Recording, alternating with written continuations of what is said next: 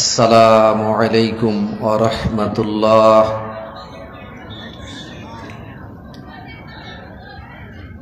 আলহামদুলিল্লাহি ওয়াহদা ওয়াসসালাতু ওয়াসসালামু আলা মান লা নাবিয়্যা বা'দা।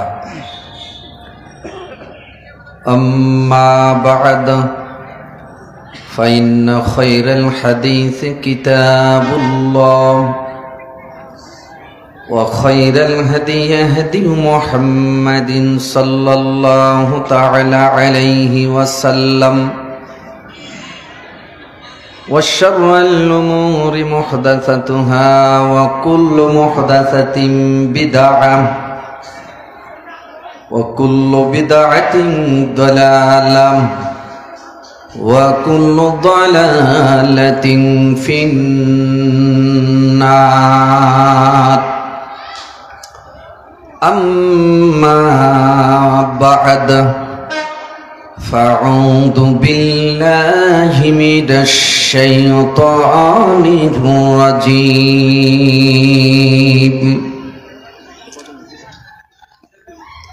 يا أيها الذين آمنوا استعينوا بالصبر والصلاة إن الله مع الصابرين.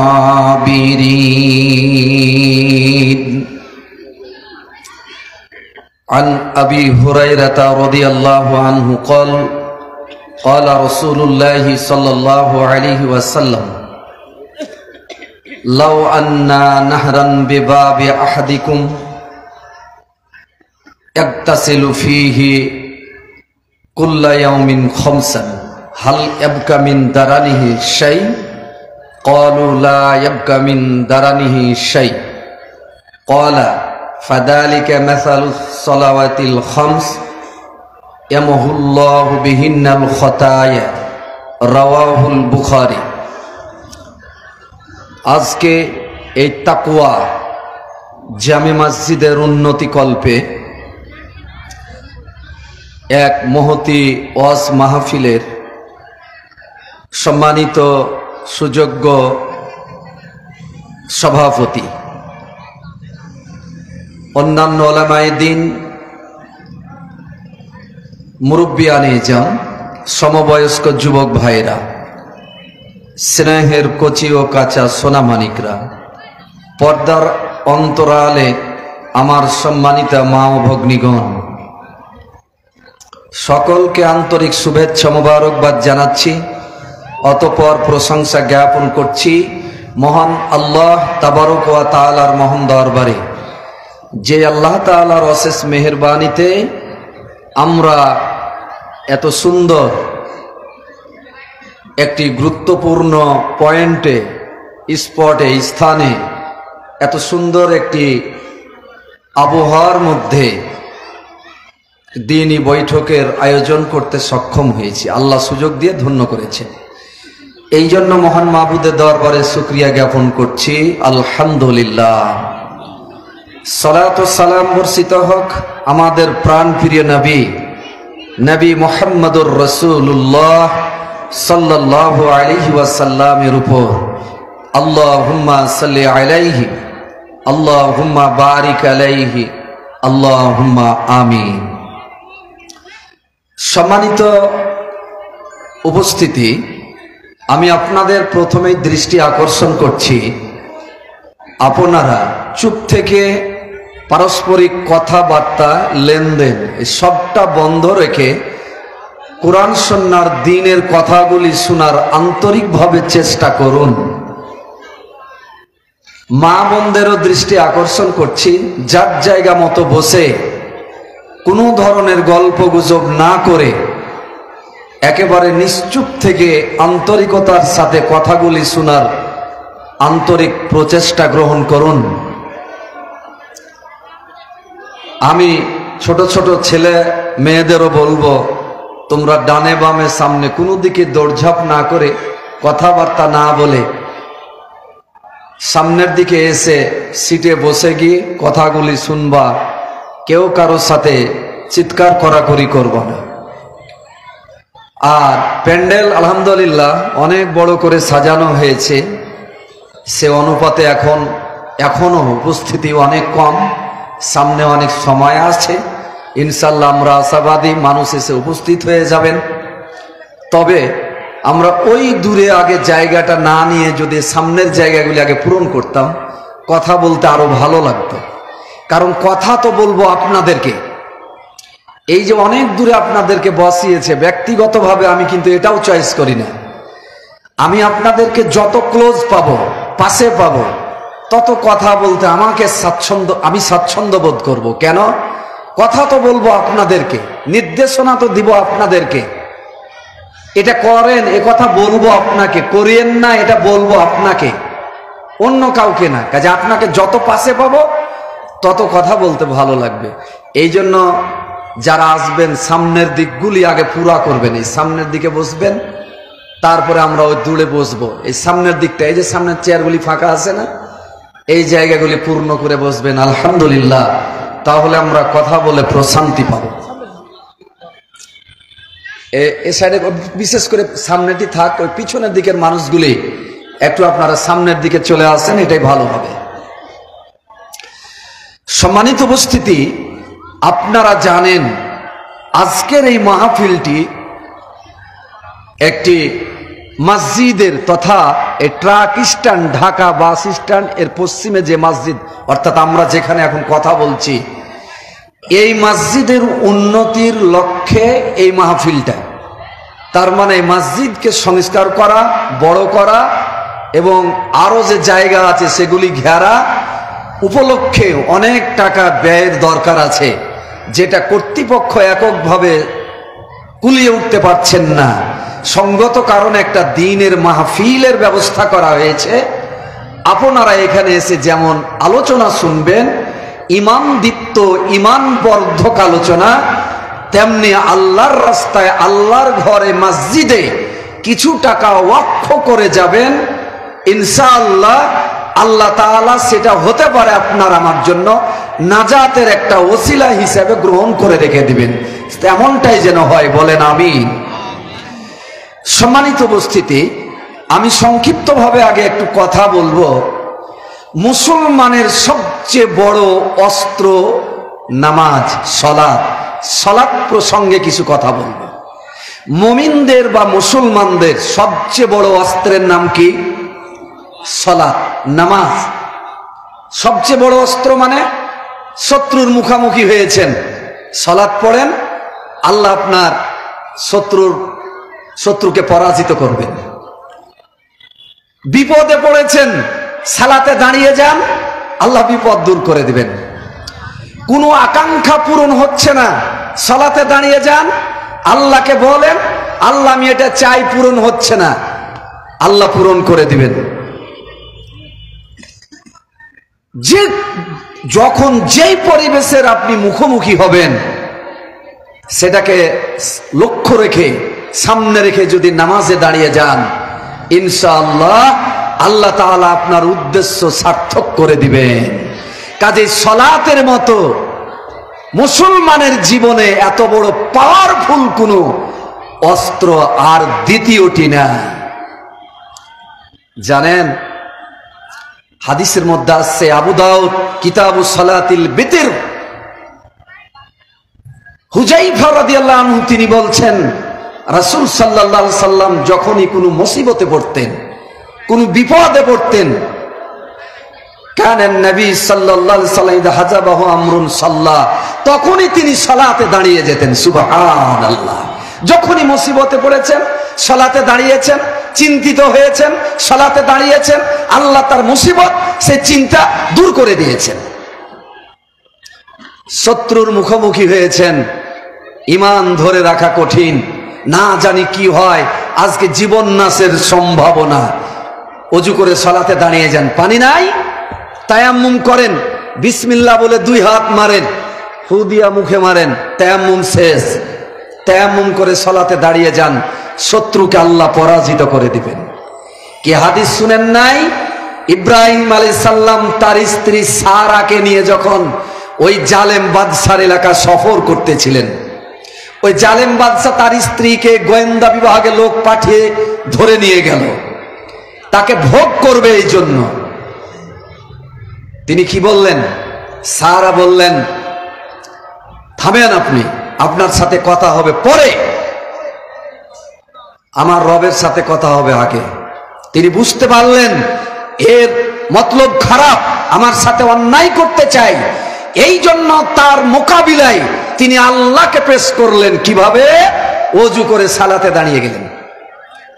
সালাতে দাঁড়িয়ে বললেন, আল্লাহ আমি তোমার উপরে ঈমান এনেছি, ইব্রাহিম নবী আমার স্বামী, তার উপর ঈমান এনেছি, তাকে নবী হিসাবে আমি মেনেছি। আমার লজ্জা স্থান পৃথিবীতে আমার স্বামী ছাড়া কেউ ভোগ করেনি, কারো জন্য হালাল নয়। আমি একজন পুত পবিত্রা মহিলা। আমার ঈমান যদি ঠিক থাকে, আমি যদি সত্যবাদী হয়ে থাকি, আল্লাহ এই দুষ্ট চক্র মুরতাদ কাফের বেঈমানের মুখোমুখি আজকে হয়েছি, তুমি এখান থেকে আমাকে উদ্ধার করো। আল্লাহ রাব্বুল আলামিন তার এই দোয়া, সালাতের মধ্যে তিনি যে দোয়া পড়ে, দোয়া কারেন্টের মতো কবুল হয়ে গেল। সালাত শেষ করার পর কাফের বাদশা যখন তার দিকে হাত তুলে হাতটা বের করলো, সঙ্গে সঙ্গে অজ্ঞান হয়ে মাটিতে পড়ে গেল, পাহাড় আছড়াতে লাগলো। আল্লাহকে বললেন, সারা আল্লাহ তুমি তাকে মেরে ফেলিও না, নইলে আমার দোষ হয়ে যাবে যে ওই মেরে ফেলেছে। ভালো করলেন, দ্বিতীয়বার আবার একই কাজ, আবার অজ্ঞান হলেন।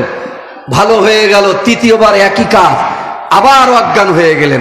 অবশেষে দেখলেন না, এই মনে হয় সাধারণ কোনো মহিলা না, জিনভূত কিছু হতে পারে। এই জন্য ভয়ে আক্রমণ তো দূরের কথা, সেই সারা থেকে বাঁচার জন্য হাজেরা নামক একজন দাসীকে উপহার দিয়ে দিলেন, সারা তুমি নিয়ে যাও, তোমার তো যা আছে আছে, তুমি আমার কিছু ক্ষতি করিও না। সুবহানাল্লাহ বলবেন না? কিসের মাধ্যমে সম্ভব বলেন তো? কিসের মাধ্যমে সম্ভব হলো? সালাত। সালাতই মুমিন জীবনের সবচেয়ে বড় অস্ত্র।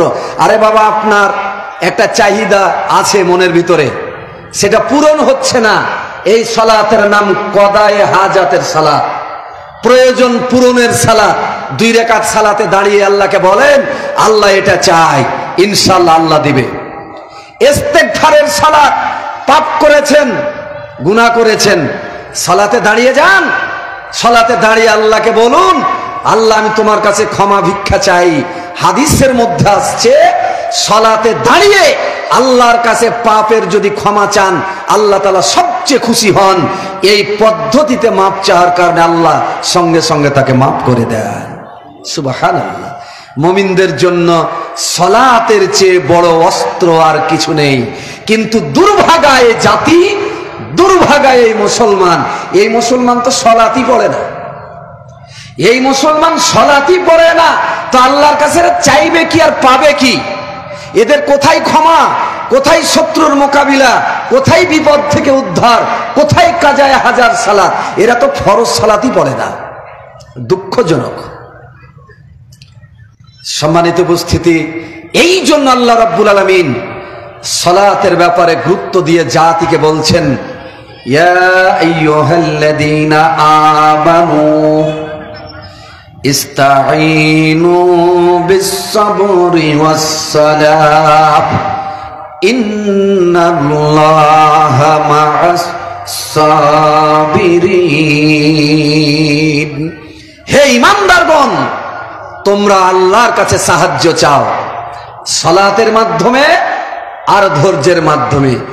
ধৈর্য আর সালাত, এই দুইটাকে অস্ত্র বানিয়ে, পুঁজি বানিয়ে আল্লাহর কাছে চান, ইনশাআল্লাহ আল্লাহ তাআলা দিয়ে দিবেন। আল্লাহর নবী যুদ্ধ করতে গেছেন কাফিরদের সাথে, যুদ্ধের যাতে বিজয় খুব দ্রুত ফিরে আসে, এই জন্য তিনি সালাতে দাঁড়িয়ে গেছেন। সালাতে দাঁড়িয়ে আল্লাহকে বলতেছেন, আল্লাহ এই বিজয় দেওয়ার মালিক তুমি। সালাতে দাঁড়ার ফলশ্রুতিতে আল্লাহ তার এই সালাত কবুল করে আল্লাহ রাব্বুল আলামিন কাফিরদেরকে পরাজিত করে মুসলমানদেরকে সেই যুদ্ধে বিজয় দান করে দিয়েছেন। কাজে যে কোনো জিনিসের সফলতা মাপকাঠি সালাত। সালাত যার নাই, সেই ব্যর্থ। সালাত যার আছে সেই দুনিয়াতে পরকালে সব জায়গায় সফল কাম। এই জন্য ভাইয়েরা, সালাতকে জীবনের মেন অস্ত্র, main target, main aim, main লক্ষ্য বানিয়ে নিন। সালাত ছাড়া পৃথিবীতে এক সেকেন্ড বাস করার কোন মুসলমান দুঃসাহস দেখায়েন না, সফল হতে পারবেন না। সালাতবিহীন কেউ সফল হতে পারবেন না। আবু হুরায়রা রাদিয়াল্লাহু আনহু তিনি বলেন, রাসূলুল্লাহ সাল্লাল্লাহু আলাইহি সাল্লাম তিনি বলেছেন, লাউ আন্না নাহারান বিবাবি আহাদিকুম ইয়াগতাসিলু ফীহি কুল্লা ইয়াউমিন খামসান হালাব ইয়াবকা মিন দারানিহি শাই। আবু হুরায়রা রাদিয়াল্লাহু আনহু বলেন, রাসূল সাল্লাল্লাহু আলাইহি সাল্লাম বলেছেন, ও আমার সাহাবায়ে কেরাম, তোমরা বলো তো, কারো বাড়ির আঙ্গিনার সামনে যদি একটা পুকুর থাকে আর সেই পুকুরে যদি কেউ 5 বার দৈনিক গোসল করে, তার দেহে কি কোনো ময়লা থাকবে? তো সাহাবীরা বললেন, লা ইয়াবকা মিন দারানিহি শাই, হে আল্লাহর নবী, তার দেহে কোনো ময়লা থাকবে না। আমরা কয়বার গোসল করি? একবার। একবার গোসল করেই তো পবিত্র থাকি নাকি? একাধিকবার তো করি না, বেশি করলে আবার ঠান্ডা লেগে যায়, অসুস্থ হয়ে যেতে পারেন। তো একবার গোসলেই তো আমরা পবিত্র।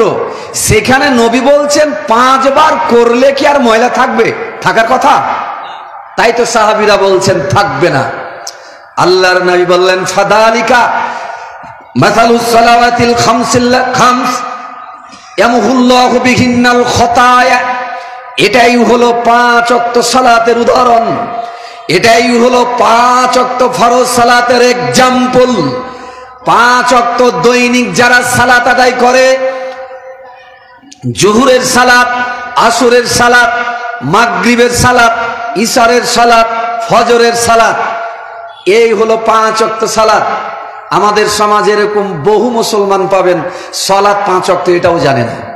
5 ওয়াক্ত সালাত এটাই যে জানে না, আবার নামটা জানবে কি করে? বলতেছে সালাত কয় ওয়াক্ত, বলছে 7 ওয়াক্ত। স্ত্রীতে খুব বকতেছে, 7 ওয়াক্ত সালাত কি করে? সালাত তো 5 ওয়াক্ত। তোমার মতো বেঈমানের কাছে হুজুর আর কোনোদিন দাওয়াত নিবেও না, দাওয়াত খাবেও না। কইছে তুই বেশি পণ্ডিত হলি, 7 ওয়াক্ত কইয়া দাওয়াত না নিলে 5 ওয়াক্ত কইয়া নাই কিভাবে? আমি তো বেশি বললাম।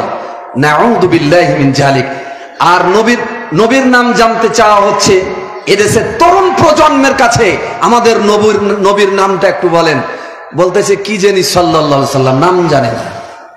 অথচ ফিল্ম স্টার জগতের, চিত্র জগতের কতটি নায়ক কি অভিনয় করে, কতটি নায়িকা, তার নাম কি, কে কোন জগতে কি পরিমাণ পারদর্শী, কোন ছবি কে করেছে, সবটা তার মুখস্থ আছে, আছে না নাই? পোড়া পাপা মুসলমান। এই মুসলমান দিয়ে জাতির পরিবর্তন কি করে হবে? যে জাতি নোংরা জিনিস হেফাজতে রাখে, অথচ সালাতের হেফাজত তার কাছে নাই। এই জন্য ভাইয়েরা, নবী বলছেন 5 ওয়াক্ত সালাতের এটাই উদাহরণ, যে 5 ওয়াক্ত সালাতের নাম বললাম, দৈনিক কেউ যদি এই 5 ওয়াক্ত সালাত আদায় করে, তাহলে তার কোনো আর জীবনে ময়লা থাকতে পারে না, মানে গুনাহ থাকতে পারে না। আর যার কোনো গুনাহ থাকে না, আল্লাহর পক্ষ থেকে সে দুনিয়া তো সফল, পরকালে অবশ্যই সফল। যে কোনো বালা মুসিবত থেকে আল্লাহ তাকে উদ্ধার অবশ্যই করবে। আল্লাহ রাব্বুল আলামিন বলছেন, হাফিযু আলাস সালাওয়াত ওয়াস সালাতিল উসতা ওয়া কুমু লিল্লাহি কানিতিন। সূরা বাকারা 238 নম্বর আয়াত। হাফিযু আলাস সালাওয়াত, সালাতের ব্যাপারে তোমরা যত্নশীল হও। ওয়াস সালাতিল উসতা, বিশেষ করে আসরের সালাতের ব্যাপারে। ওয়া কুমু লিল্লাহি কানিতিন, আল্লাহর উদ্দেশ্যে বিনয়ী হয়ে দাঁড়িয়ে যান। আল্লাহ অত্র আয়াতের নামাজের প্রতি যত্নবান হতে বলছেন। আপনি দুনিয়াতে এমন কোন জিনিস পাবেন না যেটার ব্যাপারে আল্লাহ আয়াত নাজিল করে স্পেশাল ভাবে বলছেন তোমরা এটা হেফাজত করো। আল্লাহ কোনো জায়গায় বলেননি তোমার স্বর্ণের মালাটা হেফাজত করো। আল্লাহ কোনো জায়গায় বলেননি তোমার জমির দলিলটা হেফাজত করো।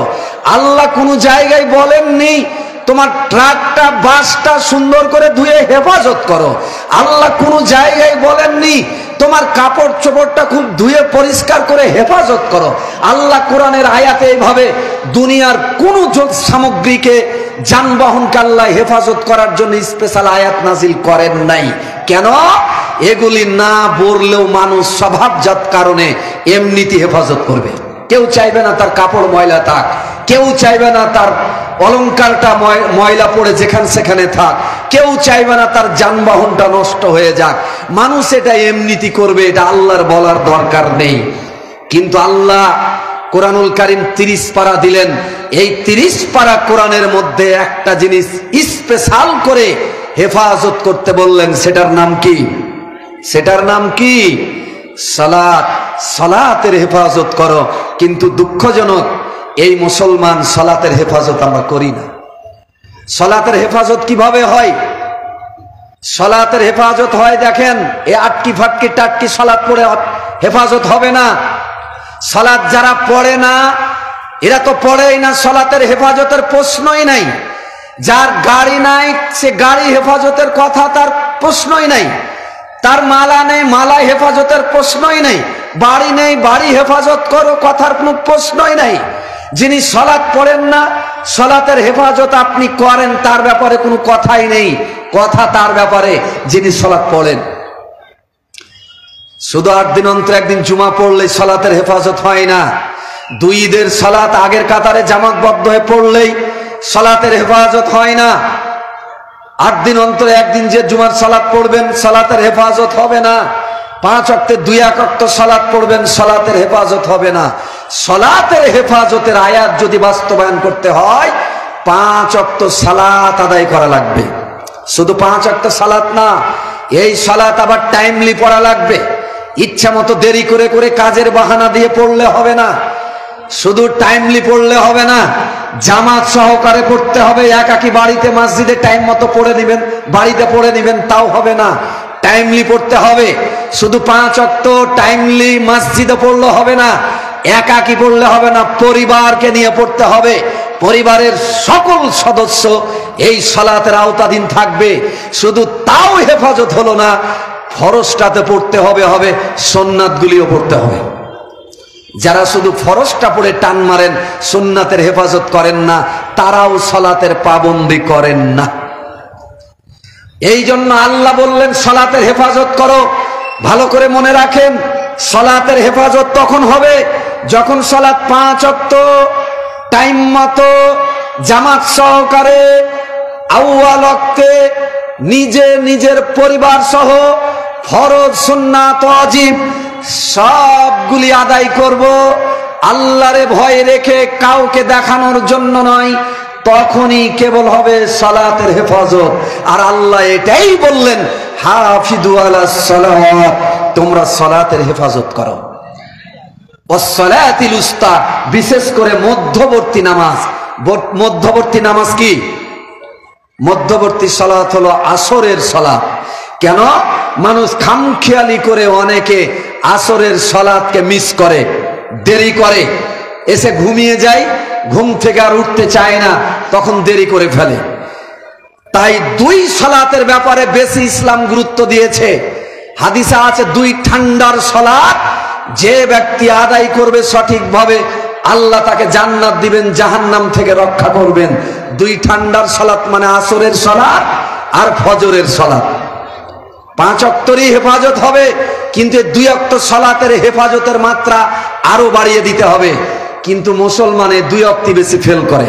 ফজরে জামাতে মুসল্লি নাই, আর আসরে শুয়ে শুয়ে ঘুম পড়ে। কথা বলেন ঠিক কিনা? এসারে মুসল্লি কিছু পাওয়া যায়, জুহুরে পাওয়া যায়, মাগরিবে মাশাআল্লাহ মসজিদ ভর্তি হয়ে যায়, কিন্তু ফজরেও এক কাতার জুটে না, আর আসরও তুলনামূলক অনেক কম হয়। তাহলে কি সালাতের হেফাজত হলো?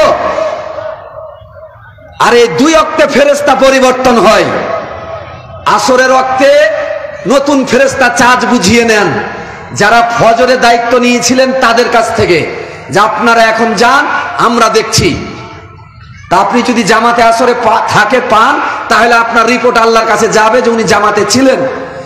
এবার আবার যখন ফজর পর্যন্ত দায়িত্ব শেষ, ফজরের ফেরেশতা নতুন ভাবে তাদের কাছে আবার দায়িত্ব বুঝিয়ে নেন। ফজরে যদি জামাতে থাকেন তাহলে কি হবে, আপনার ভিডিও প্রকাশ পাবে, ফেরেশতার ভিডিও, যে আপনি ফজরে ছিলেন, আল্লাহর ক্যামেরাতে ধরা পড়বে যে আপনি ছিলেন। আর যদি ফজরে না থাকেন তখন তো আপনার নামে রিপোর্ট হবে যে উনি ছিলেন না। নতুন ফেরেশতা আল্লাহকে যে বললো, আল্লাহ আমরা যখন ফজরের দায়িত্ব নিলাম তখন তোমার এ বান্দা তো ছিলই না, তাহলে আপনি সালাত আদায়কারী হলেন না মাহরুম হয়ে গেলেন? এই জন্য 2 ওয়াক্ত সালাত নতুন ভাবে ফেরেশতা পরিবর্তন হয়। এই 2 অবস্থায় ফেরেশতাদের সূচনা ওয়াক্ত হয়। এই কারণে এই 2 ওয়াক্তের গুরুত্ব আরো বেশি, যে 2 ওয়াক্তের হেফাজত করবে আল্লাহ তাকে জান্নাত দিবেন মর্মে আল্লাহর নবী হাদিসে উল্লেখ করেছেন। সম্মানিত উপস্থিতি, এই জন্য যে কোনো মূল্যে সালাতের হেফাজত করবেন। সালাত তো পরেই থাকলো, সালাত আদায় করার জন্য আমরা প্রথমে কি করি? ওযু করি। ওযুকে বলা হয়েছে সালাতের চাবি। চাবি ছাড়া যেমন কোনো ঘরে প্রবেশ করা যায় না তালা মারা থাকলে, ঠিক তেমনি সালাতের ভিতরে কেউ ঢুকতে পারে না পবিত্রতা অর্জন ছাড়া, ওযু ছাড়া। এই জন্য ওযু সুন্দর মানের হতে হবে। ওযু সুন্দর করে কেউ যদি সালাত আদায় করতে যায়, সালাত কত বড় মুমিনদের অস্ত্র, মুসলমানকে নিষ্পাপ করার একটি মাধ্যম, বেগুনাহ করে দেওয়ার একটা মাধ্যম, সফলতা অর্জনের মাধ্যম।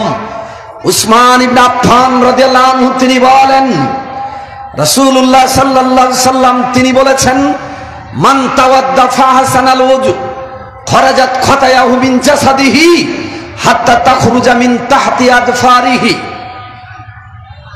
যখন কেউ ওযু করে, সালাতের জন্য সুন্দরভাবে ওযু করে, প্রত্যেকটা অঙ্গ প্রত্যঙ্গ 3 বার করে ধৌত করে, 3-এর বেশি নয়, 3 বারই পুরো অঙ্গটা ধুয়েছে, 3 বার ধৌত করে, মানে সুন্দর করে ওযু করে, তাহলে সুন্দর ওযুর কারণে আল্লাহ রাব্বুল আলামিন তার জীবনের সমস্ত গুনাহ খাতা মাফ করে দেন। হাত্তা তাখরুজু মিন তাহতি আযফারিহি, এমনকি নখের মধ্যে যে গুনাহ আছে, নখের মধ্যেও গুনাহ জমা থাকে, পায়ের নখেও গুনাহ থাকে, হাতের নখের মধ্যেও গুনাহ থাকে, নখের মধ্যকার গুনাহগুলিও আল্লাহ রাব্বুল আলামিন এই সুন্দর ওযুর কারণে ধুয়ে মুছে পরিষ্কার করে দেন। সহিহ মুসলিমের কিতাবুত তাহারাতের আরেকটা হাদিস আছে, বান্দা যখন ওযু করে, ওযু করতে গিয়ে হাত ধোয়, হাত দিয়ে অর্জিত যত পাপ আল্লাহ সব পরিষ্কার করে দেন।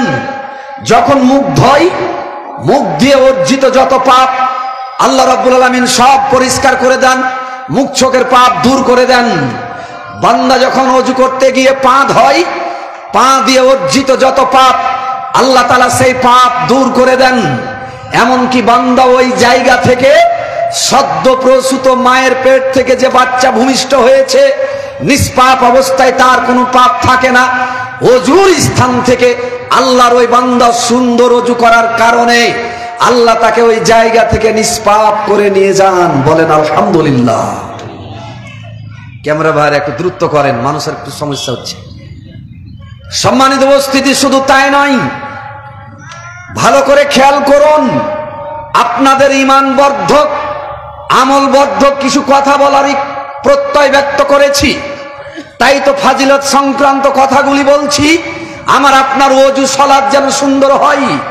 ওযু সালাত যার জীবনে নেই, মনে রাখবেন তার জীবনে কিছু নেই, তার কোনো কিছুই কবুল হবে না।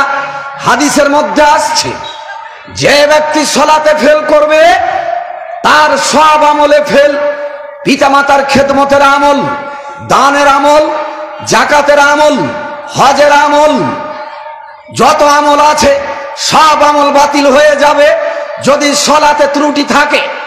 সালাত হচ্ছে সব ইবাদত কবুলের মাধ্যম বা অস্ত্র।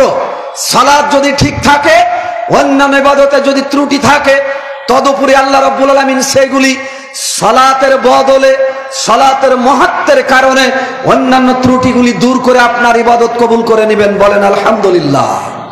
হাদিসের মধ্যে আছে, ইন্না আউয়ালা মা ইউহাসাবু বিহিল আবদু মিন আমালিহি ইয়াউমাল কিয়ামাতে আস-সালাহ, কিয়ামতের দিন বান্দার কাছে সর্বপ্রথম যে বিষয়টার হিসাব নেওয়া হবে সেটি হলো সালাত। সালাত আদায় করেছিলা কিনা, সালাত ঠিক ছিল কিনা আগে হিসাব দাও। মরার পর কিয়ামতের মাঠে সব আগে নামাজের হিসাব হবে। ফাইন সালুহাত ফাকাদ আফলাহা ওয়া আনজাহা ওয়া ইন নাকাসাত ফাকাদ খাবা ওয়া খাসিরা। সালাতের হিসাব যদি আপনি সহি শুদ্ধভাবে দিতে পারেন তাহলে আপনার সব জায়গায় আপনি সফল হবেন, কামিয়াব হবেন। কিন্তু ওয়া ইন নাকাসাত ফাকাদ খাবা ওয়া খাসিরা, সালাতে যদি ধরা খেয়ে যান, সালাতে যদি ত্রুটি থাকে, 5 ওয়াক্ত সালাত সঠিকভাবে হেফাজত যদি না করে থাকেন, ত্রুটি বিচ্যুতি নিয়ে মারা যান, সব জায়গায় আপনি ক্ষতিগ্রস্ত হবেন, সব জায়গায় ধরা খাবেন। আল্লাহর নবী আমাদেরকে হাদিস জানিয়েছেন, সহিহ তিরমিজি কিতাবুস সালাত 413 নম্বর হাদিস। সম্মানিত উপস্থিতি, এই জন্য আপনাকে বলছি ওযু সালাত আগে ঠিক করুন। খেয়ে না খেয়ে অন্য কিছু বর্জন করে হলেও যে কোনো মূল্যে দুটি আগে ঠিক করুন। গানে শুনেছি কাজকে বলিও না, সালাতকে বলিও না, কাজ আছে, বরং তোমরা বলো কাজকে যে সালাত আছে, সালাতের টাইম, সালাত যে কোনো মূল্যে আগে সালাতকে জীবনের প্রধান পাথর হিসাবে গ্রহণ করুন। আল্লাহর নবী বলেছেন, কোন ব্যক্তি যখন সুন্দরভাবে কষ্ট হলেও ওযু করে, কষ্ট মানে শীতকালে ওযু করতে গিয়ে ঠান্ডা পানি দিয়ে ওযু করতে গিয়ে ভালোই কষ্ট হয়, তদুপরি কষ্ট সত্ত্বেও পূর্ণভাবে 3 বার করে প্রত্যেকটা অঙ্গ ধুয়ে ওযু করে। উল্লেখ্য 3 বারের বেশি করা সীমা লঙ্ঘন। 3 বারের বেশি করা যাবে না।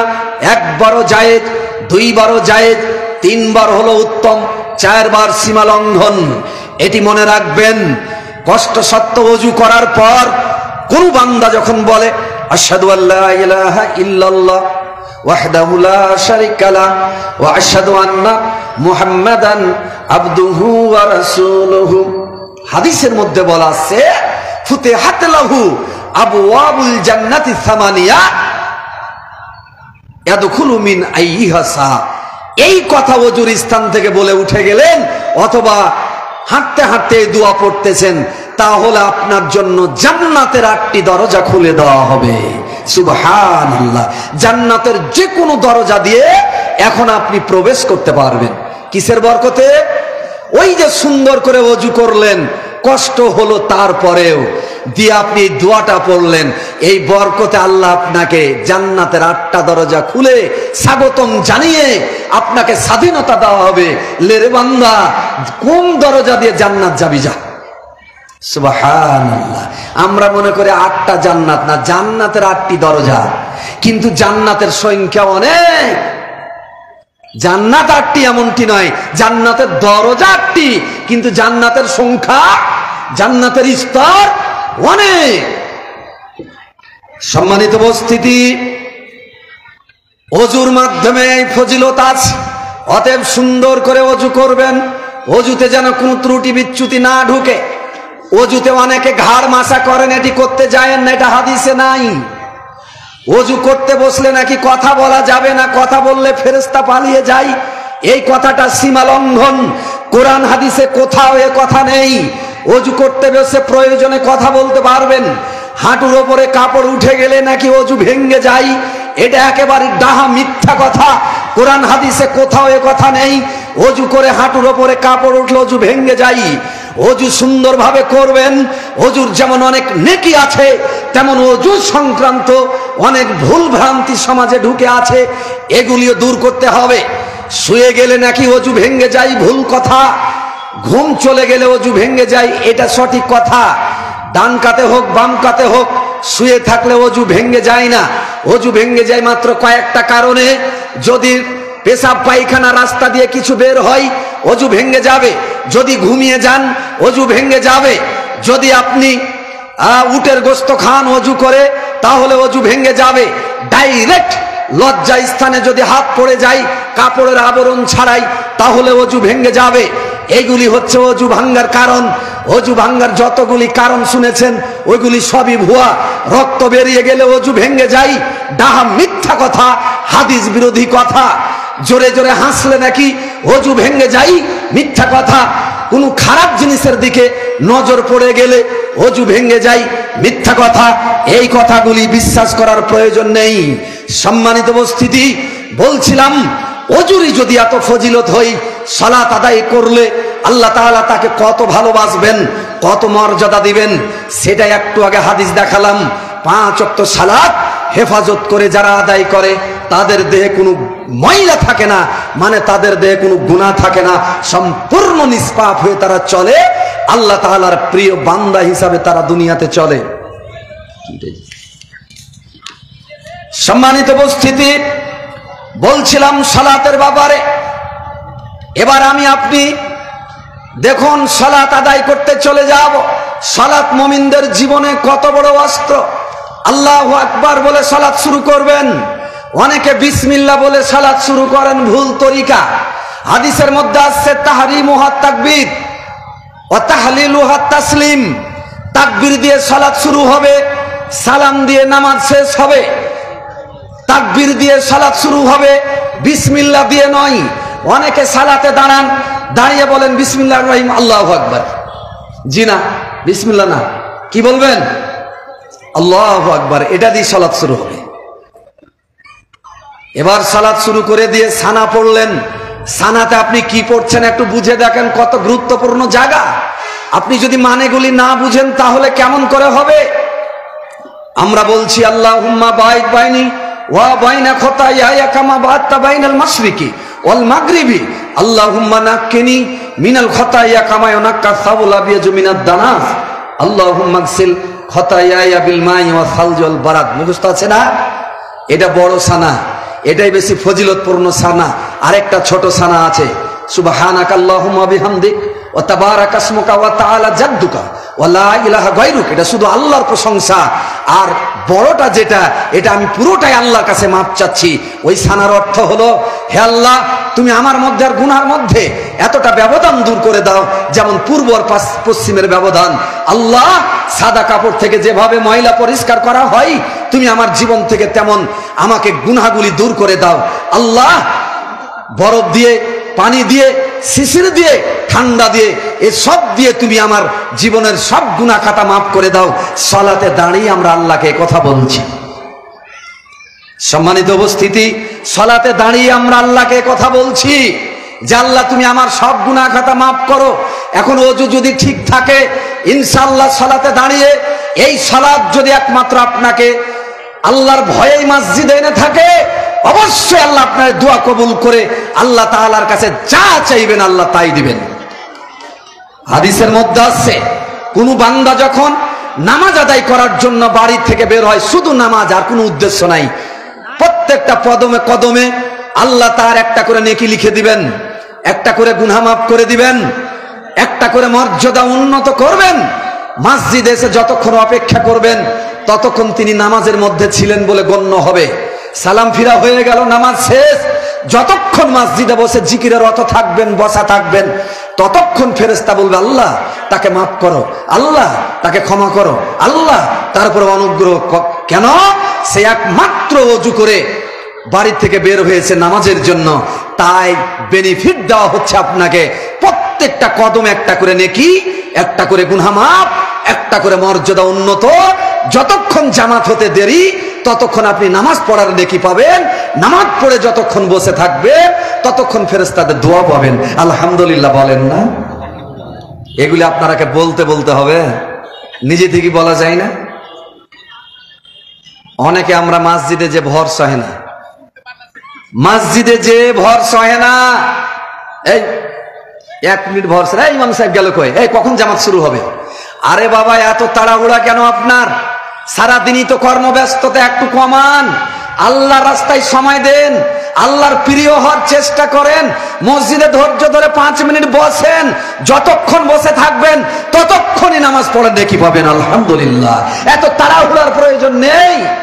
প্রয়োজনে ইমামের 5 মিনিট দেরি হতে পারে, এখানে আপত্তির কিছু নেই। যারা কাবাতে নামাজ পড়েছেন দেখবেন ইমাম কখন 5 মিনিট আগেও আছে, পরেও আছে, 10 মিনিট পরেও আছে। মানে ওনারা আমাদের বাংলাদেশের টাইমের মতো একেবারে 1 সেকেন্ড পার হয়ে গেলেই জবাবদিহি করা লাগবে, এরকম ওই দেশ না। এটা নিয়ম না। আল্লাহর নবী ফজর আজান শুনলেন, শুয়ে আছেন। বেলাল বললেন, হে আল্লাহর নবী, আজান তো হয়ে গেছে। বেলাল চলে গেলেন। আবার জামাতের টাইম, নবীকে ডাকতে এসে নবী এবার জামাত শুরু করে দেবাইছেন। নবী গেলেন, জামাত শুরু হলো। তার মানে ইমাম এত আগে ওখানে বসে থাকবে, এটা নিয়ম না। অনেক মানুষ মনে করে ইমাম আধা ঘন্টা আগে এসে বসে থাকলে কি হয়?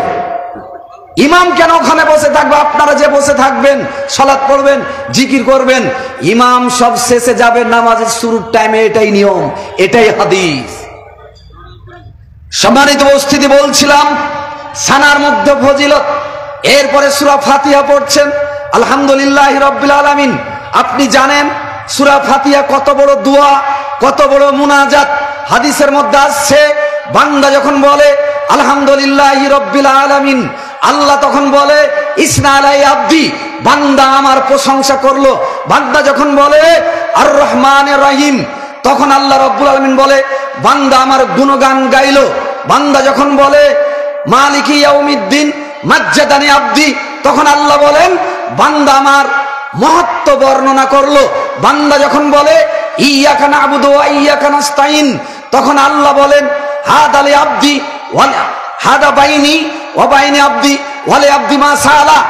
এটা আমার আর আমার বান্দার মধ্যে 50-50।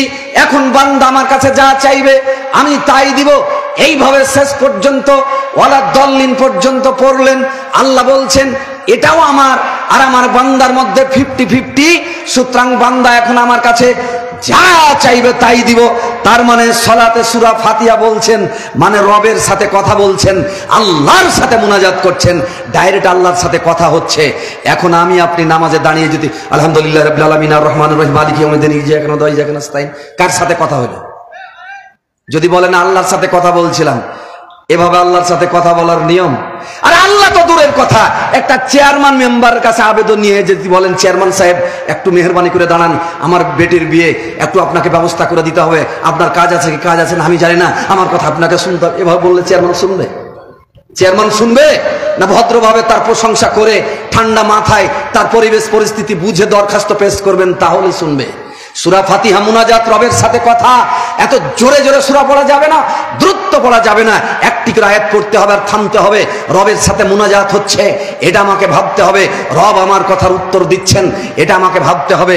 এইভাবে যদি সালাত পড়ি তাহলে সালাত হবে জীবন্ত সালাত, তাহলে সালাত হবে আমার আপনার গুনাহ মাফের সালাত।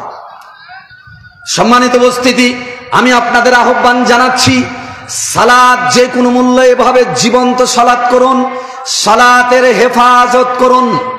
আজান সংক্রান্ত একটু ফজিলত জানিয়ে আমি চলে যাই। আল্লাহর নবী বলছেন মান আদানা সিনতাই আসারাতা, যে ব্যক্তি 12 বছর আজান দিবে একমাত্র আল্লাহর জন্য, ওয়াজাবাত লাহুল জান্নাহ, তার জন্য জান্নাত ওয়াজিব হয়ে যাবে। মুয়াজ্জিন যারা আছেন একটু সান্ত্বনা নেন, শুধু এত টাকা টাকা করার প্রয়োজন নেই।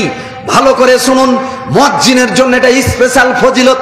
যে মুয়াজ্জিন আল্লাহর সন্তুষ্টির জন্য 12 বছর আজান দিবে, ওয়াজাবাত লাহুল জান্নাহ, তার জন্য জান্নাত ওয়াজিব হয়ে যাবে। শুধু তাই নয়, আল্লাহর নবী বলছেন আল মুআদ্দিনুনা আতওয়ালু আনাকান ইয়াউমাল কিয়ামাতে, কিয়ামতের দিন মুয়াজ্জিনের গলা কাঁধ সবচেয়ে উঁচু হয়ে যাবে আজান দেওয়ার ফজিলত হিসাবে। সবাই তাকে চিনতে পারবে, উনি দুনিয়াতে আজান দিতেন। সম্মানিত উপস্থিতি, শুধু তাই নয়, নবী বলছেন লাউ ইয়ালামুন নাস মা ফিন নিদা ওয়া সাফিল আউয়াল, মানুষ যদি জানতো আজানের দাম কত, প্রথম কাতারের দাম কত, মানুষ যদি জানতো আজানের দাম কত, প্রথম কাতারের দাম কত, আর লটারি ছাড়া যদি এই দুটা পাওয়া না যেত, লাস্তাহামু, মানুষ লটারি করে হলো আজান দিত, লটারি করে হলো প্রথম কাতার দখল করত। দুঃখজনক, মানুষ বড় আহাম্মক, মানুষ মর্যাদা বুঝে না, নেকি বুঝে না, বুঝে শুধু দুনিয়াদারি। এই জন্য আজানের প্রতিযোগিতা নেই, এই জন্য আগের কাতারেরও প্রতিযোগিতা নেই। সুযোগ পেলে পিছনে দাঁড়াবে, আগে যাবে না। বাচ্চা ছেলেকে ঠেলে বলছে বাবা তুমি আগে কাতারে চলে যাও, উনি যাবে না, বুঝাতে চাচ্ছেন আমার নাকি দরকার নাই বাবা, তুমি নিয়ে তোমার বাপকে একটু পার করো। মা বোনদের কাতার পূর্ণ হয়ে গেছে, সবাইকে সামনে আসতে। আমি মা বোনদের দৃষ্টি আকর্ষণ করছি, প্যান্ডেল পরিপূর্ণ, বসার জায়গা নেই। সামনে একটু সেটে সেটে সবাই বসার চেষ্টা করুন, পরের মা বোনদেরকে বসার সুযোগ করে দিন। জি, সামনে জায়গা করা হয়েছে, সেখানে গিয়ে আপনারা বসুন। আর এখানে একটা আমার কাছে একটা আছে যে ওটা প্রশ্ন আচ্ছা, এটা পরে উত্তর দেওয়া যাবে। সম্মানিত উপস্থিতি, আজানের কথা বলছিলাম। আজানের এই ফজিলত, মাঝে মধ্যে মসজিদে ভিড় করবেন, শুধু মুসল্লিগিরি দেখায়েন না। আবার অনেকে বলছে যে আজান দিতে জানি না। আহা, আরে আজানই দিতে জানি না, তাহলে হলো? প্রথম কাতারও জুটে না, আজান দিতেও জানি না। আল্লাহর নবী বলেছেন যে আজান দেয় তার জন্য আল্লাহ যত দুনিয়াতে সৃষ্টি আছে জীব জড় সবাই মাপ চায়। কোরআন বলে, টেবিল বলে, মাইক বলে, মানুষ বলে, আপনার কুকুর শ্রীগাল বলে, মাটি বলে, সামিয়ানা বলে, সবাই বলে যে আল্লাহ মুয়াজ্জিনকে ক্ষমা করো, আল্লাহ মুয়াজ্জিনকে ক্ষমা করো। ঘাস পাতা, তরুলতা, মাটির পানির নিচে যত প্রাণী আছে সবাই বলে আল্লাহ মুয়াজ্জিনকে ক্ষমা করো। সুবহানাল্লাহ বলবেন না? মুয়াজ্জিনের ফজিলত। এখন যারা মুয়াজ্জিন হওয়ার সুযোগ পায়নি তারা আল্লাহর নবীকে বললেন, নবী সবই মনে হয়েছে মুয়াজ্জিনের জন্য, তো এত মানুষ তো আর মুয়াজ্জিন হতে পারবে না, তো আমাদের জন্য কিছু পাওয়া যাবে না? তো নবী বললেন, ঠিক আছে, তোমাদের জন্য পাওয়ার আছে, তাহলে তোমরা একটু কাজের ব্যস্ততা কমাও। খালি টিভির ভলিউম কমাইলে ওই নাকি পাবেন না। হ্যাঁ, টিভির ভলিউম, আজান হচ্ছে, টিভির ভলিউম কমিয়ে দেন, তাহলে পাবেন না। নবী বলছেন, তাহলে শোনো, এটা কল আল মুয়াজ্জিন আল্লাহু আকবার, আল্লাহু আকবার, ফায়দা কল আহাদুকুম আল্লাহু আকবার, আল্লাহু আকবার। যখন তোমাদের মুয়াজ্জিন বলে আল্লাহু আকবার, আল্লাহু আকবার, তোমাদেরও কেউ বলে আল্লাহু আকবার, আল্লাহু আকবার। মুয়াজ্জিন বলে আশহাদু আল্লা ইলাহা ইল্লাল্লাহ, তোমরাও বলো আশহাদু আল্লা ইলাহা ইল্লাল্লাহ। মুয়াজ্জিন বলে আশহাদু আন্না মুহাম্মাদুর রাসূলুল্লাহ, তোমরাও বলো আশহাদু আন্না মুহাম্মাদুর রাসূলুল্লাহ। মুয়াজ্জিন বলে হাইয়া আলাস সালাহ, তোমরা বলো লা হাওলা ওয়ালা কুওয়াতা ইল্লা বিল্লাহ। মুয়াজ্জিন বলে হাইয়া আলাল ফালাহ, তোমরা বলো লা হাওলা ওয়ালা কুওয়াতা ইল্লা বিল্লাহ। মুয়াজ্জিন বলে আল্লাহু আকবার, আল্লাহু আকবার, তোমরাও বলো আল্লাহু আকবার, আল্লাহু আকবার। মুয়াজ্জিন বলে লা ইলাহা ইল্লাল্লাহ, তোমরাও বলছো লা ইলাহা ইল্লাল্লাহ মিন কলবিহি, এটা আল্লাহর খুশির জন্য অন্তর থেকে বলছেন, দাখালাল জান্নাহ, তাহলে যিনি বললেন তিনি জান্নাতে চলে গেলেন। সুবহানাল্লাহ, এই হচ্ছে উত্তরদাতার ফজিলত। এখন টিভির পাওয়ার কমই পাবে নাই নাকি? শুধু তাই নয়, আজানের পরে যে দুরূদ পড়লো, এরপরে পড়লো আল্লাহুম্মা রাব্বা হাযিহি দাওয়াতি তাম্মা ওয়াস সালাতিল কায়িমাতি মুহাম্মাদানিল ওয়াসিলাতা ওয়াল ফাদিলা ওয়া বাসু মাকামাম মাহমুদালিল্লাযী ওয়াত্তা হাল্লাত লাহু সাফাতি। এই দোয়া যে পড়বে তার জন্য আমি মুহাম্মদ সুপারিশ করে জান্নাতে নিয়ে যাওয়া আমার জন্য ওয়াজিব হয়ে যাবে। সুবহানাল্লাহ। অতএব এই আমলগুলি বাস্তব জীবনে আমাদের আনতে হবে, তাহলে আল্লাহ তাআলা এই ফজিলত দিয়ে আমাদের ধন্য করবেন। সম্মানিত উপস্থিতি, সলাতের মধ্যে 7 জায়গায় মোনাজাত আছে। কয় জায়গায়? সলাতের মধ্যে 7 জায়গায় রবের নিকট মোনাজাত আছে। বান্দা যখন সলাতে দাঁড়ালো তখন রবের সাথে মোনাজাত শুরু করে দিল। নামাজটাই মোনাজাত, নামাজটাই দোয়া, নামাজটাই রবের কাছে চাওয়ার জায়গা, ঋণ মুক্তির বিমুক্ত হওয়ার জায়গা, বিপদ থেকে উদ্ধারের জায়গা। নামাজটাই সবকিছু। আসলে আমরা বুঝি না, নামাজের 7 জায়গার মোনাজাতের ভিতরে সবচেয়ে গুরুত্বপূর্ণ মোনাজাত হলো সিজদার মোনাজাত। কোথাকার মোনাজাত? এরপরে সালাম ফিরার আগের মোনাজাত। হাদিস আছে, আকরাবু মা ইয়াকুনুল আবদু মির রাব্বিহি ওয়া হুয়া সাজিদুন ফাকসিরুদ দুআ। বান্দা যখন সিজদায় যায় তখন সে রবের সবচেয়ে কাছাকাছি হয়। পৃথিবীতে এমন কোনো জায়গা নেই, এমন কোনো সময় নেই সিজদার থেকে বেশি বান্দা আল্লাহর কাছে হতে পারে। যেহেতু সিজদাতে গোটা দেহটা, ললাটটা আল্লাহর সামনে লুটিয়ে পড়েছি, এখন আল্লাহ আমার খুব কাছে, একেবারেই নিকটে। আকরাবু ইসমে তাবজিলের সিগা, একেবারে নিকটবর্তী। সুতরাং বান্দা তুমি এখন যা ইচ্ছা আল্লাহর কাছে চাও, বেশি বেশি দোয়া পড়ো। আমরা বলছি সুবহানা রাব্বিয়াল আলা, সুবহানা রাব্বিয়াল আলা, সুবহানা রাব্বিয়াল আলা, মুখ বন্ধ করে বসে আছে। ইমাম মাথা তুলে না কেন? আবার মাঝে মানে ইমাম মাথা তুলবে, আমাদের তো হয়ে গেছে। এই হালকা সিজদার দোয়া পড়ে হয়ে গেল আপনার, ইমামকে আবার কন্ডেম করে মাথা তুলে না কেন? না, যত পারেন। আবার কে বলছে নিম্ন 3 বার, সর্বোচ্চ 9 বার বা 10 বার। এ হাদিস জাল, সহি নয়। সর্বোচ্চ যত পারেন সুবহানা রাব্বিয়াল আলা পড়েন, সুবহুন কুদ্দুসুন রব্বুল মালায়েকা রূহ পড়েন, সুবহানাকাল্লাহুম্মা রাব্বানা বিহামদিকা আল্লাহুম্মা আগফিরলি পড়েন। রব্বানা আতিনা ফিদ দুনিয়া হাসানা ওয়া ফিল আখিরাতি হাসানা ওয়া কিনা আযাবান্নার। কোরআনের এই দোয়াও সিজদাতে পড়েন। রব্বানা যালামনা আনফুসানা ওয়া ইল্লাম তাগফির লানা ওয়া তারহামনা লানাকুনান্না মিনাল খাসিরিন, এটাও পড়েন। রব্বিরহামহুমা কামা রব্বায়ানি সাগীরা, সিজদাতে এটা পড়েন। আরে কোরআন হাদিসে যত দোয়া আপনার জানা আছে সব দোয়াই পড়েন। কে বলেছে মাত্র 3 বা 10 বার পড়ে মুখ বন্ধ করে বসে থেকে শুধু খালি কপাল মাইঝাতে ঠেকিয়ে খালি ঘুষটাইছে? হ্যাঁ, যত পারেন পড়তে থাকেন। সিজদাই হলো আল্লাহকে কাছে পাওয়ার জায়গা, সিজদাই হলো দোয়া করার জায়গা, সিজদাই হলো আল্লাহকে খুশি করার জায়গা। যত পড়েন দোয়া পড়েন, বিশেষ করে একাকী নামাজে। আরে সিজদাতে থেকে থেকে রাত কাটিয়ে দেন না, সমস্যা কি? সমস্যা নেই। সম্মানিত উপস্থিতি, সালাম ফিরার আগের দোয়ার ব্যাপারে নবী বলছেন, ফরজ নামাজের শেষের দোয়া আর শেষ রাত্রির দোয়া আল্লাহর কাছে কবুল। ফরজ নামাজের শেষের দোয়া মানে অনেকে ভুল ব্যাখ্যা করে বলছে সালাম ফিরার পরে এই দোয়া। জি না, ফরজ নামাজের পরের দোয়া মানে সালাম ফিরার আগে যে দোয়া পড়া হয়, আত্তাহিয়াতু, দুরুদ শরীফ, দোয়া মাসুরা, এ সহ যত দোয়া আপনি বসে বসে পড়বেন। বাম হাত বাম হাঁটুর ওপর রাখবেন, ডান হাতকে এভাবে 2 আঙ্গুলি মুষ্টিবদ্ধ করবেন, বৃদ্ধাঙ্গুলি মধ্য আঙ্গুলির উপর রাখবেন। এরপরে শাহাদাত আঙ্গুলি নড়াবেন ধীরে ধীরে, জোরে জোরে এরকম না, ধীরে ধীরে নড়াবেন যতক্ষণ না সালাম ফিরাবেন। সালাম ফিরার আগ পর্যন্ত আপনি এভাবে দোয়া পড়তে থাকবেন। সম্মানিত উপস্থিতি, এ সময় যত দোয়া পড়বেন এই দোয়াগুলি আল্লাহর কাছে কবুলের মাধ্যম। দোয়া কবুল হবে সালাম ফিরার আগের দোয়া, অতএব এই দোয়াগুলি মিস করবেন না। সম্মানিত উপস্থিতি, সালাতটাকে আমরা এইভাবে ফজিলত দিয়ে, গুরুত্ব দিয়ে আমরা বুঝার চেষ্টা করি, আমল করি। ইনশাআল্লাহ আল্লাহ তাআলা আমাদের জীবনের গুনাহ খাতা মাফ করবেন এবং জীবনের সবচেয়ে বড় পাথর হিসাবে গ্রহণ করি। বলেন আমিন। সম্মানিত উপস্থিতি, আমি আপনাদের দৃষ্টি আকর্ষণ করছি আরেকটা আমলের দিকে, সেটি হলো সাদাকা।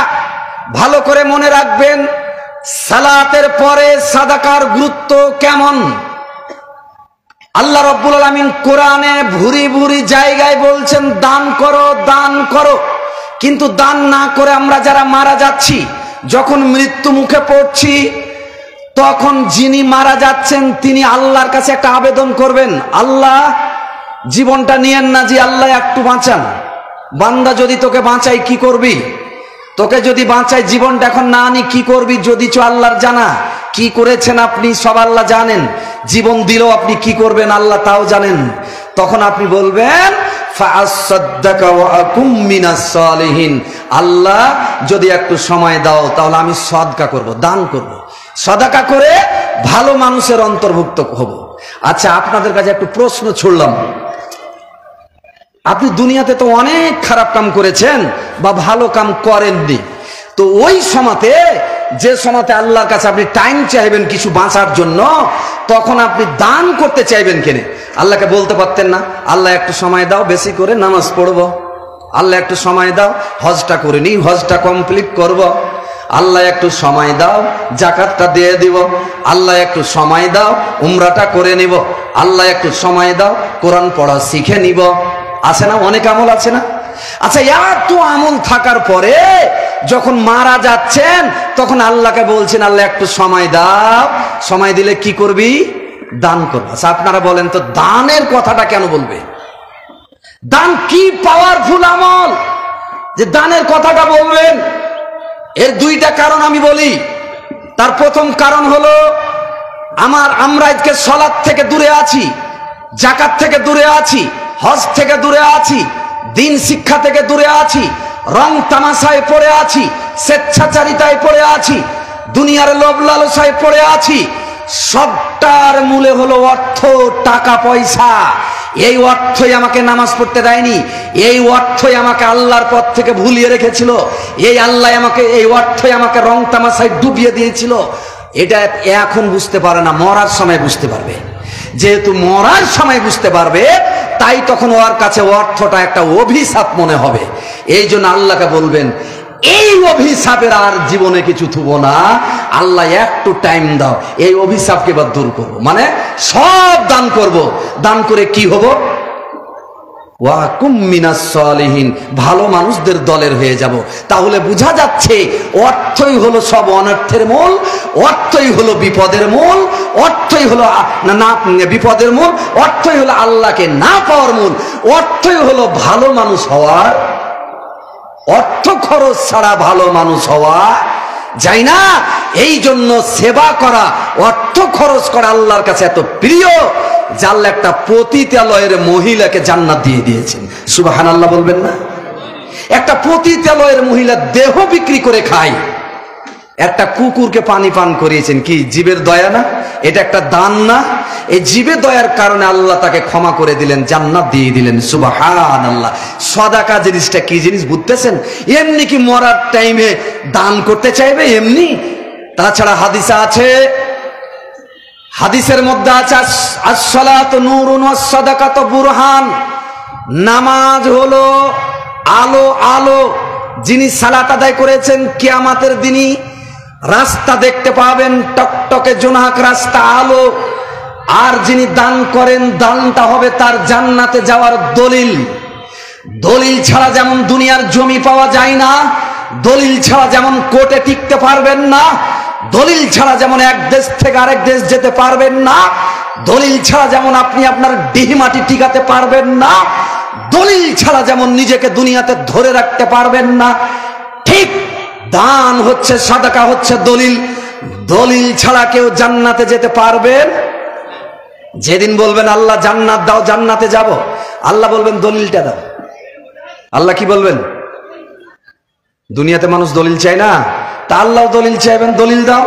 এখন যদি দুনিয়াতে দান করে থাকি তাহলে পকেট থেকে দলিলটা বের হবে, আর যদি দান না করে থাকি দলিল বের করা যাবে?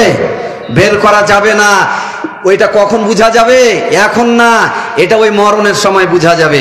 এই জন্য বেচারা তখন বলবে আল্লাহ একটু সময় দাও, যা অর্থ আছে দান করব। মানে আর তো সময় পাবো না, একটু দাও, খালি দলিলটা তৈরি করি। দলিল হলি না তোমাকে কিয়ামতের মাঠে দেখাইতে পারবো, দলিলের দরকার এখন। এই জন্য যে কোনো মূল্য আগে দান করতে চাইবে। তাছাড়া নবী বলেছেন আগুনের মধ্যে পানি ঢেলে দিলে যেমন ধপ করে পানি নিভে যায়, কেউ যদি দান সাদাকা করে তাহলে আল্লাহ তাআলা তার জীবনের সমস্ত গুনাহ মাফ করে দেয়। সুবহানাল্লাহ। দানের ফজিলত, দান এত গুরুত্বপূর্ণ জিনিস। এই জন্য আল্লাহ তাআলা বলছেন আদেশ দিয়ে, ইয়া আইয়ুহাল্লাযীনা আমানু আনফিকু মিম্মা রাযাকনাকুম মিন ক্বাবলি আইয়াতিয়া ইয়াউমুন লা বাইয়ুন ফীহি ওয়ালা খুল্লাতুন ওয়ালা শাফাআতুন ওয়াল কাফিরুনা হুমুদ যালিমুন। সূরা বাকারা 254 নম্বর আয়াত। হে ঈমানদারগণ, আমি তোমাদেরকে যে রুজি দান করেছি, অর্থ দিয়েছি, এই অর্থ থেকে খরচ করে ফেলো ওই দিন আসার আগে, যেই দিনে কোনো কিনা বেচা চলবে না, বন্ধু তালি চলবে না, যেই দিনে কেউ কারো সুপারিশ করতে পারবে না, কেউ কারো উপকারে আসবে না। একটি নেকির জন্য মানুষ ত্রাহি ত্রাহি করবে। ছেলে বাবার পরিচয় নেওয়া হবে না, মা মেয়ের পরিচয় নেওয়া হবে না, বন্ধু বন্ধুর পরিচয় নেওয়া হবে না। এমন একটা বিভীষিকা দিন আসার আগেই তোমাদের কৃত অর্থগুলি, যেটা আমি তোমাদেরকে দয়া করে দান করেছি, মায়া না করে, মহব্বত না করে, দরদ না দেখিয়ে, কৃপণতা না দেখে, ওই দিনটা আসার আগেই খরচ করো। ওই দিন তো খুবই নিকটে বাবা, এখনই দমটা বেরিয়ে গেলেই তো ওই দিন। মানুষ মারা গেলেই কিয়ামত শুরু হয়ে গেল। কিয়ামত তো বেশি দূরে নয়। মানুষ মনে করে কিয়ামত অনেক দূরে, ওই দূরের বাজনা শুনে লাভ নেই, এখন যা পাচ্ছি তাই খাই, ভোগ করে নি। এটা একেবারে মৃত্যুকদের কথা। কিয়ামত বেশি দূরে নাই, এটা একেবারে এখনই। জানি না আমি এখান থেকে নামতে পারবো কিনা, এখনই দম চলে গেলে আমার কিয়ামত এখনই শুরু হয়ে গেল। আল্লাহ বলছেন ওই দিন, ভয়াবহ দিন আসার আগেই তোমরা দান করে ফেলো। হে মানুষ, তোমরা কেন বুঝো না? কেন তোমরা বলছো এটা আমার মাল? কেন তোমরা বলছো এটা আমার মাল? কেন তোমরা বলছো এটা আমার মাল? কেন তোমরা বলছো এটা আমার মাল? তোমাদের এটা মিথ্যা দাবি। এগুলি সবই পরের মাল। তোমার মাল হলো ওটা যেটা তুমি খেয়েছো, খেয়ে শেষ করেছো, যেটা পরেছো, পরে পুরানা করে দিয়েছো। এটা তো পুরানা। তোমার মাল কেবল যেটা দান করেছো, আমি আল্লাহ আমার ব্যাংকে আছে, এটা তোমার মাল। বাকি যা রেখে মারা গেলা সবটাই কার মাল? সবটাই হলো পরের মাল। কার মাল? পরের মাল। ওয়ারেসের মাল মানে পরের মাল। নবী বললেন, হে আমার সাহাবীরা, পৃথিবীতে কি এমন কেউ বোকা মানুষও আছে দুনিয়াতে যে নিজের মাল ভালোবাসে না, পরের মাল ভালোবাসে? আছে জি ভাই, এরকম কেউ আছে? একটা মানুষ হাত ছাড়েন যে আমি পরের মাল ভালোবাসি, নিজের মাল ভালোবাসি না। একটা আল্লাহর বান্দা হাত তুলে দেখান যে আমি পরের মাল ভালোবাসি, নিজের মাল ভালোবাসি না। এরকম কোনো মানুষ নেই, পাগলও নাই, মানে নিজ স্বার্থ সবাই বুঝে। তা আল্লাহর নবী যখন বললেন এ কথা, তখন সাহাবীরা বলছেন, আমরা তো এরকম লোক খুঁজেই পাই না যে নিজের মাল ভালোবাসে না, পরের মাল ভালোবাসে। হ্যাঁ, কিন্তু একদিকতে পাওয়া যায়, নিজের ভিতরে ইসলাম কায়েম করতে চায় না, অন্যের ভিতরে করতে চায়। এরকম লোক আছে না নাই? 3.5 হাত বডিতে ইসলাম নাই, গোটা দেশে ইসলাম কায়েমের জন্য রক্ত দিয়ে শেষ করে দিচ্ছে। আছে না নাই? এরকম লোকের অভাব নাই, দিনকে ভুল বুঝার কারণে। কিন্তু মালের ক্ষেত্রে দেখবেন, নিজের মাল জীবনও এরকম পাগল পাওয়া যাবে না যে অপরের মাল পছন্দ করে, নিজের মাল পছন্দ করে না। আল্লাহর নবী বললেন, তোমরা যা রেখে মারা গেলা এটা তো পরের মাল, আর যেটা দান করে মারা গেলা এটা নিজের মাল। তো তোমরা যে বলছো আমরা সবাই নিজের মাল ভালোবাসি, তাহলে কোন স্বার্থে দান করা থেকে বিরত থাকবা বলো? নবী যখন এইভাবে যুক্তি দিয়ে, উদাহরণ দিয়ে দান করার ফজিলতের ব্যাপারে বললেন, তখন সাহাবায়ে কেরামদের মধ্যে একটা দানের প্রতিযোগিতা শুরু হয়ে গেল। আলহামদুলিল্লাহ, এইভাবে তারা দান করতে লাগলেন, যার বাড়িতে যা আছে যেভাবে যে পারলেন দিতে লাগলেন। এরকম একটা প্রতিযোগিতার মাহফিল সাহাবীদের মধ্যে হলো। উমর রাদিয়াল্লাহু আনহু সেই দিন ভাগ্যচক্রে কোটিপতি, অনেক টাকার মালিক। তিনি মনে মনে ভাবলেন, আমার আজকে যত টাকা আছে আমার সমান কেউ নেকি কামাইতে পারবে না, অতএব আজকে আমি নেকি করে আবু বকর রাদিয়াল্লাহু আনহুকে ফেল করব। এরকম একটা পরিবেশে দান করার সিদ্ধান্ত নিলেন। বাড়িতে যা আছে কোটি কোটি টাকা, তার অর্ধেক আজকে নবীর হাতে দিয়ে দিব, বেশি নেকি কামাই করব। আবু বকর রাদিয়াল্লাহু আনহুর বাড়িতে তেমন কিছু নেই, তিনি যা আছে সেটুকু দিলেন। উসমান রাদিয়াল্লাহু আনহু 3 ভাগের 1 ভাগ দিলেন, আর কেউ 4 ভাগের 1 ভাগ দিলেন। এইভাবে যে যেমনটা পারলেন প্রাণ ভরে দান করলেন। আল্লাহর নবী জিজ্ঞেস করলেন, ও আমার সাহাবীরা, তোমরা কে কেমন দিলা? কেউ বললেন অর্ধেক, কেউ বললেন 3 ভাগের 1 ভাগ, কেউ বললেন 4 ভাগের 1 ভাগ। সর্বশেষে আবু বকর রাদিয়াল্লাহু আনহুকে যখন জিজ্ঞাসা করা হলো, তখন আবু বকর রাদিয়াল্লাহু আনহু বললেন, হে আল্লাহর নবী, আমি তো অসহায় গরিব মানুষ, কিছু নাই, কি দিব? দেওয়ার মতো কিছু নেই। বাড়িতে আধা কেজি 3 পোয়া মতো জব বা গম ছিল, সেটুকুই দিয়েছি। বলে, দিয়েছো ভালো কথা, বাড়িতে কি রেখেছো? বাড়িতে আর কিছুই নেই, শুধু আমি আল্লাহ এবং আল্লাহর নবীকে রেখে দিয়েছি, যা আছে সবই দিয়েছি। সুবহানাল্লাহ। প্রতিযোগিতায় আবু বকর ফার্স্ট, উমর ফার্স্ট হতে পারলেন না। কেন? উমর ঢেলে সবই দিতে পারেননি, অর্ধেক দিয়েছেন। আর অর্ধেকের কৃপণতা তখনও থেকে গেছে। আবু বকর রাদিয়াল্লাহু আনহু যা ছিল সবই ঢেলে দিয়েছেন। এই কারণে আল্লাহ তাআলা তার দানকে প্রাধান্য দিয়েছেন। নবী রেজাউল দিলেন, আবু বকরের দানের ফজিলত অনেক বেশি হয়েছে। সুবহানাল্লাহ। এইভাবে আল্লাহর নবী সাহাবায়ে কেরামদের কাছে যখনই দানের ব্যাপারে আকুতি জানিয়েছেন, প্রয়োজন মনে করেছেন, দান চেয়েছেন, সঙ্গে সঙ্গে সাহাবায়ে কেরাম দানের ব্যাপারে উদ্বুদ্ধ হয়েছেন। শুনেন, সাহাবায়ে কেরাম এত কষ্ট করে দান করতেন, সেই কষ্ট আমরা কেউ করি না। যখন নবী বললেন দান করো, সাহাবীরা বলছেন কিছু তো নাই, কি দান করব? নবী বলেছে করতে হবে, কিছু নাই, কি করব? তিনি বলছেন, ইনতালাকা আহাদুনা ইলা সুক।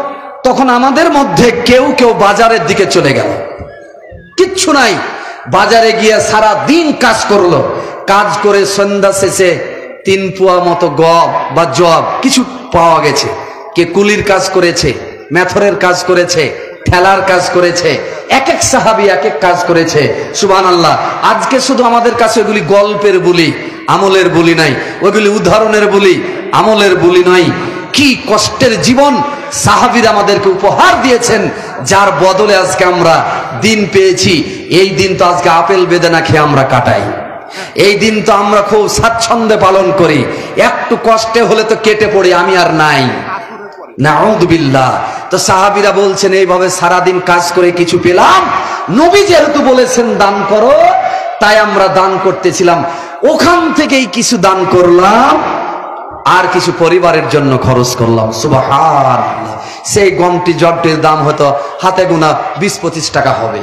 হ্যাঁ, আর আমি আপনি কি এরকম কেউ ইনকাম করি যে একেবারে কামলা খেটে খায়, তারও 500 টাকা বেতন, সেও দিন গেলে 500 টাকা পাই? তার মানে ওই জামানার চেয়ে অনেক অনেক গুণ ভালো আছে। এই জন্য আল্লাহর কাছে এই কথা কেউ বলতে পারবো না, আল্লাহ হুজুর যে দান করার কথা বলেছিল, তো দান করব কিটা, টাকা তো ছিল না, এই বলার কোনো অভিযোগ স্কোপ আমাদের থাকবে না। দান করতে আজকে শুধু বাধা দেয় আমাদেরকে লোভ এবং কৃপণতা। নবীকে জিজ্ঞাসা করা হলো, হে আল্লাহর নবী সাল্লাল্লাহু আলাইহি সাল্লাম, সবচেয়ে উন্নত মানের সদাকা কোনটি? কোন দান করলে আল্লাহ বেশি নেকি দিবেন, আল্লাহর কাছে ফজিলত পাওয়া যাবে? নবী করিম সাল্লাল্লাহু আলাইহি সাল্লাম বললেন, ওই দান করলে তুমি বেশি নেকি পাবা, তা'মুলুল গিনা ওয়া তাকসাল ফাকরা আনতা শাহী। তুমি যখন সুস্থ আছো, তুমি যখন কৃপণতা দেখাচ্ছ, ইনকাম করতে পারছো, এই ইনকামের বদলে তুমি কোটিপতি হতে চাচ্ছ, ওই মাটি কিনতে চাচ্ছ, বাড়ি করতে চাচ্ছ, তুমি আছো সুস্থ, তুমি আছো ইনকামের চাকাতে, সাথে সাথে তোমার কৃপণতাও কাজ করছে। যদি দান করি তাহলে তো লক্ষ্যে পৌঁছতে পারবো না, গরিব হয়ে যাব। তা'মুলুল গিনা ওয়া তাকসাল ফাকরা, ধনী হওয়ার আশঙ্কা করছো, গরিব হওয়ার ভয় করছো। এরকম পরিবেশে কেউ যদি এই কৃপণতাকে উপেক্ষা করে এই শরীর সুস্থ থাকা অবস্থায় দান সাদাকা করে, তাহলে আল্লাহর কাছে এই সাদাকার নেকি সবচেয়ে বেশি পাওয়া যায়। যখন আমরা বিপদে পড়ি তখন করি দান, আলোচনা শুনি, হুজুর এমনটাই বলে, দান করলে বিপদ দূর করে, ভালো কথা, তাই আমরা দান করি। বাবা অসুস্থ, দান করি। মা অসুস্থ, দান করি। শুনেছি জানের বদলে জান, তাই জান দিয়েছি। দান করতে চাই, হুজুর 1000 টাকা দিলাম, মা বাবা মারা গেছে, দোয়া করিয়েন, দান করি। ঠিক আছে, দান করতে পারেন, কোনো সমস্যা নেই। আপনি অসুস্থ, হুজুর দান করলাম, দোয়া করিয়েন, আল্লাহ যেন শেফায়ে কামেলা দেন। ঠিক আছে, দান করতে পারেন, দোয়া নেন, এর বদলে আল্লাহ আপনাকে মাফ করুক। কিন্তু হাদিসে বলা হয়নি বাপের নামে দান করলে ওই দানের নেকি বেশি, অসুস্থর সময় দান করলে ওই দানের বেশি নেকি। তারপরে আপনি বিপদে পড়ে দান করেছেন, ওই দানের বেশি নেকি। এটা তো আপনি একটা স্বার্থ নিয়ে করেছেন, এই জন্য এই দানের নেকি বেশি, এমনটি বলা হয়নি। বলা হয়েছে ওই দানের নেকি সবচেয়ে বেশি যে দান আপনি সুস্থ অবস্থায় করেছেন, কোন উপলক্ষ ছাড়াই করেছেন, শুধু নেকির আশায়। যখন কিনা আপনি গরিবের ভয় করছিলেন, যখন কিনা আপনি ধনী হওয়ার আশা করছিলেন, এ সময় যদি কেউ দান করে তাহলে আল্লাহ তাআলা তার দান বেশি কবুল করে নেন। সুবহানাল্লাহ। আল্লাহ সুবহানাহু ওয়া তাআলা বলছেন, ইন তুবদুস সাদাকাত ফানি'ম্মা হিয়া ওয়া ইন তুকফুহা ওয়া তু'তুহাল ফুকারা। হে ঈমানদারগণ, তোমরা দান করো, তোমরা দান করো। এই দানটা যদি প্রকাশ্য করো সেটাও খুব উত্তম, যদি গোপনে করো সেটাও ভালো। তিনি আল্লাহ তোমাদের গুনাহ খাতা মাফ করবেন।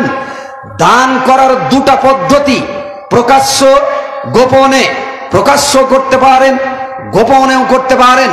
অনেকে মনে করেন শুধু গোপনে করলেই হয়তো সওয়াব বেশি, বারসের ছায়া পাওয়া যাবে। কথা এমনটি নয়। দানের শর্ত হলো প্রকাশ্য করলো ভালো, গোপনে করলেও ভালো। শর্ত হলো দান করে খোটা দিবেন না, শর্ত হলো দান লোক দেখানো করবেন না, শর্ত হলো দান করে প্রচার করে বেড়াবেন না। যদি এমনটা না করে থাকেন, প্রকাশ্য দান করলো, আল্লাহ তাআলা আপনাকে আরশের ছায়া দিবেন। 7 শ্রেণীর লোককে আল্লাহ তাআলা তার বিশেষ ছায়া তলে কিয়ামতের দিন জায়গা করে দিবেন, যেই দিন তার ছায়া ছাড়া কোনো ছায়া থাকবে না, একমাত্র আল্লাহর ছায়া হবে মেন অস্ত্র। সেই দিন মানুষের মাথার 1 মাইল দূরে সূর্য চলে আসবে, শুধু মানুষ ত্রাহি ত্রাহি করবে, কিন্তু 7 প্রকারের লোক বেঁচে যাবে। তার এক প্রকারের লোক হলো যারা দান করে গোপনে দান। গোপনে দান মানে এই দানের বড়াই করে না, মানুষকে বলে বেড়ায় না। একটা কথাই সাদাকাকারী, আল্লাহর সন্তুষ্টির জন্য যিনি সাদাকা করতে ভালোবাসেন, সাদাকা করেন, আল্লাহ তাআলা তাকে কি করবেন? ওই আরশের ছায়া দান করবেন। এই জন্য আল্লাহ তাআলা বলেন, হে ঈমানদারগণ, আনফিকু মিম্মা রাযাকনাকুম ইয়া আইয়ুহাল্লাযীনা আমানু আনফিকু মিন তাইয়্যিবাতি মা কাসাবতুম ওয়া মিম্মা খরাজনা লাকুম মিনাল আরদ ওয়া লা তায়াম্মামুল খাবিস।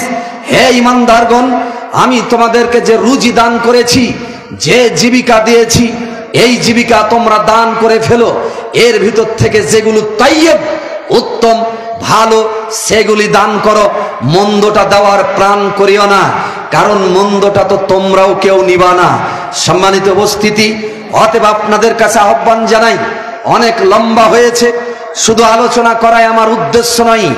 আপনাদের সামনে উদ্দেশ্য খোলস আজকে দুটা বিষয়ে করতেছি।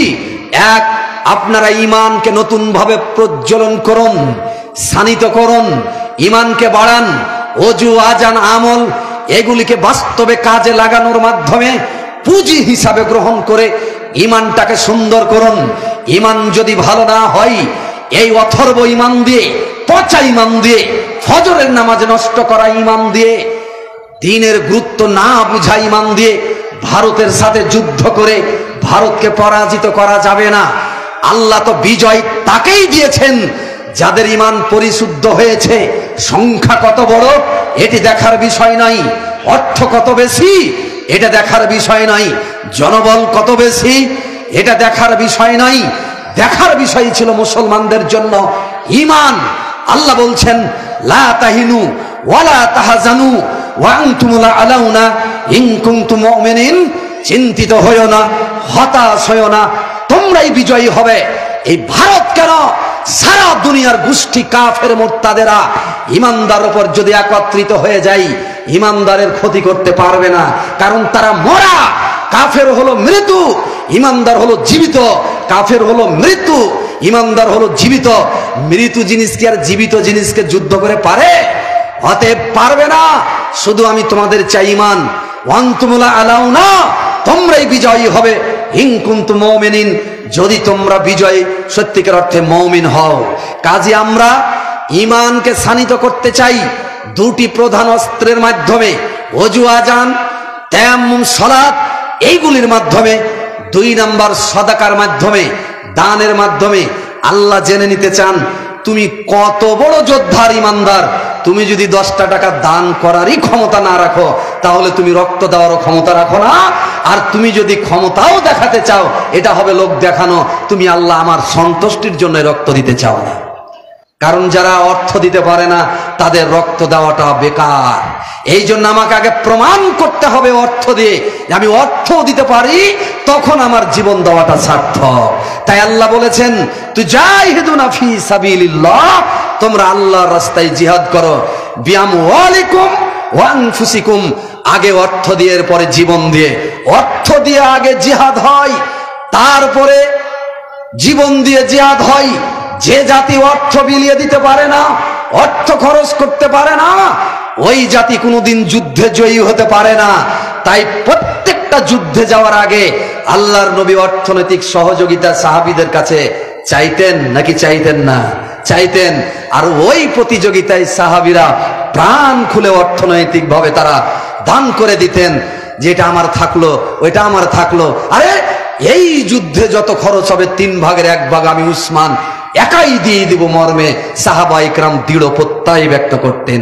তাহলেই কিনা তাদের রক্ত কাজে লেগেছে।